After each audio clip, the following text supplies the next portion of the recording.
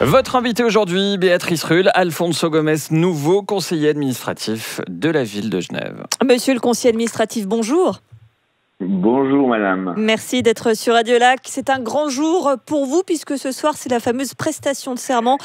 Forcément un moment particulier et fort en émotion, même s'il sera un peu différent de d'habitude. Oui, absolument. C'est un moment très fort pour moi. Évidemment, après mon parcours, fils d'émigrés, et pour ma famille, c'est un grand honneur et une grande fierté, bien entendu. Vous êtes donc en charge des finances, un poste occupé pendant 13 ans par Sandrine Salerno, avec une gestion saluée par quasiment tout le monde. Un seul déficit en 13 ans, une réduction de la dette de 350 millions de francs. Est-ce que vous aussi, vous souhaitez une gestion rigoureuse des finances de la ville ? Bien sûr, tout le monde souhaite une gestion rigoureuse de sa communauté. C'est ce que nous demandent évidemment les citoyennes et les citoyens. Mais ils nous demandent également de pouvoir répondre aux défis, de pouvoir répondre aux prestations. Malheureusement, nous nous trouvons aujourd'hui dans une situation un peu paradoxale, dans une crise. La crise sanitaire que nous connaissons tous et qui a des conséquences dramatiques au niveau économique. Et puis, il y a également la crise des recettes, qui est quand même en partie provoquée par RFFA. Tout cela a été évidemment prévu, sauf la crise sanitaire et les incidences économiques.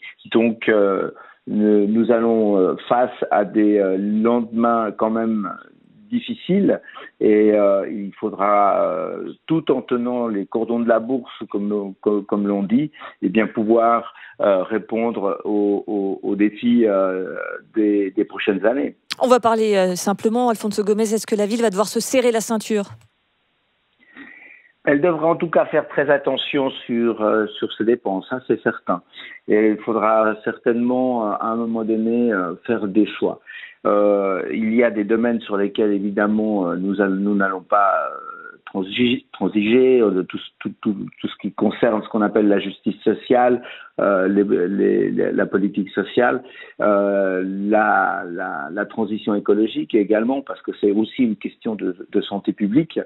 Et puis, il faudra évidemment faire très attention parce que ces deux points, eh bien, vont nécessiter à un moment donné de faire extrêmement attention au niveau financier. J'allais y venir parce que vous n'êtes pas seul écologiste dans ce conseil administratif. Vous êtes également avec Frédéric Perler qui est à l'aménagement. Vous êtes tous les deux très attendus au tournant. Beaucoup d'attentes de la part des électeurs. Ça va ressembler à quoi la ville de Genève gérée par des écologistes ?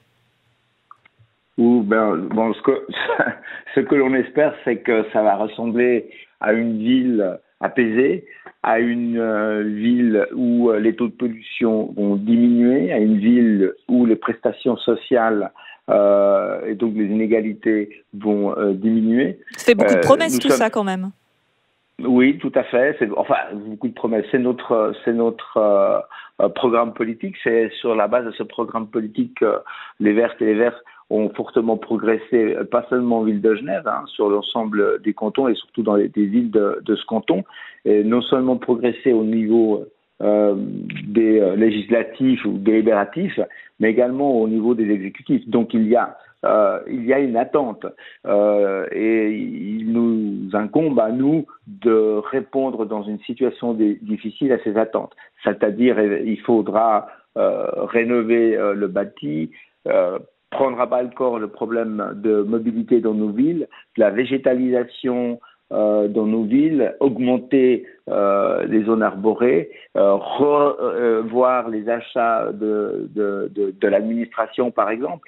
Tout ça, c'est les raisons pour lesquelles les citoyennes et les citoyens nous ont fait confiance et nous devrons, à un moment donné, être dignes de cette confiance. Ce conseil administratif, il va être étudié de près, vous le savez, après l'affaire des notes de frais du conseil administratif précédent.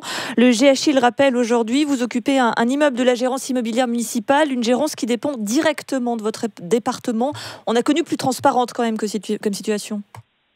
Non, elle est tout à fait transparente. La preuve, on est l'article qui est dans le GHI, mais également dans le courrier. J'ai tenu à communiquer sur cette question. Vous savez, ça fait 30 ans que nous habitons dans cet immeuble. Mais ça fait pas 30 ans que vous êtes conseiller administratif. Absolument. Et ça fait, oui, tout à fait. Et c'est un loyer qui n'est pas un loyer évidemment subventionné, c'est un loyer libre. Et évidemment, il y a toute une série de dispositions qui seront prises dès le 1er juin, c'est-à-dire à partir du moment où je serai réellement à l'exécutif, pour garantir que toute la transparence nécessaire et les modalités nécessaires pour que je ne m'occupe pas des appartements loyers libres. Il y a plus de 5300 logements en ville de Genève. Évidemment, je ne gère pas ces dossiers. J'influe une politique sur l'ensemble des logements.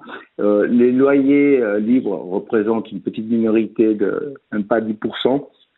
Et en plus des arcades, des commerces, etc. Et donc, c'est tout à fait transparent. Et les dispositions sont prises effectivement pour que, disons, il n'y ait pas des mesures, que je puisse prendre des mesures à un moment donné qui toucheraient un tant soit peu les logements de la catégorie de celle que j'occupe.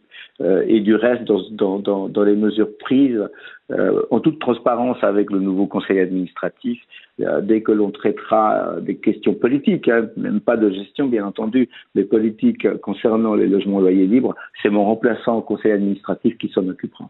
Merci beaucoup Alfonso Gomez, nouveau conseiller administratif de la ville de Genève chargé des finances. Et donc prestation de serment à 17h en la cathédrale Saint-Pierre. Alors il n'y aura pas de public puisqu'il y a les conditions sanitaires évidemment. Mais ça n'empêchera pas de cette belle prestation de serment si importante dans la République de Genève. Merci à vous et excellente journée. Merci, au revoir.